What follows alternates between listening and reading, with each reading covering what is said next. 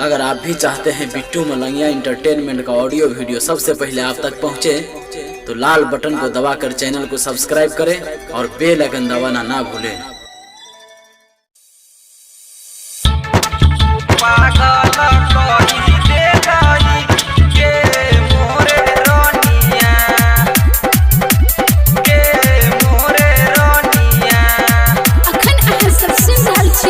Malangia recording studio के शानदार प्रस्तुति। जान महारो हमारो ही तोहरे गेल हंगमा,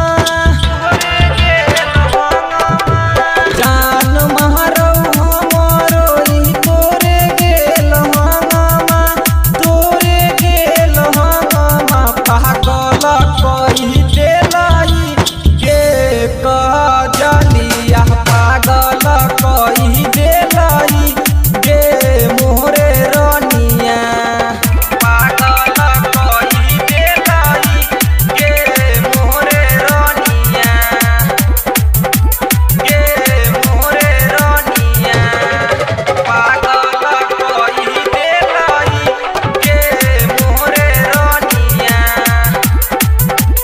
मिनिया सकता तू जब चढ़ावेलू, दिल पे हमारा छुरिया चलावेलू, दिल पे हमारा छुरिया चलावेलू। मिनिया सकता तू जब चढ़ावेलू, दिल पे हमारा छुरिया चलावेलू। होटा हवा पर जब कइने हलाली मजदरवा रे, लाली मजदरवा। पागल कही देलाई गे कजलिया, पागल कही देलाई गे मोरे रनिया, पागल कही देलाई गे मोरे रनिया।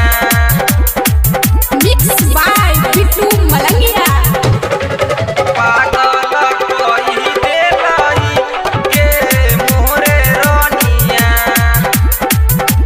पुनू लाला यादव को है बड़े मजेदार गे, राही डरा मिथल इसके केले बुरा हाल गे, राही डरा मिथल इसके केले बुरा हाल गे। पुनू लाला यादव को है बड़े मजेदार गे, इनके राजा मिथल इसके केले बुरा हाल गे।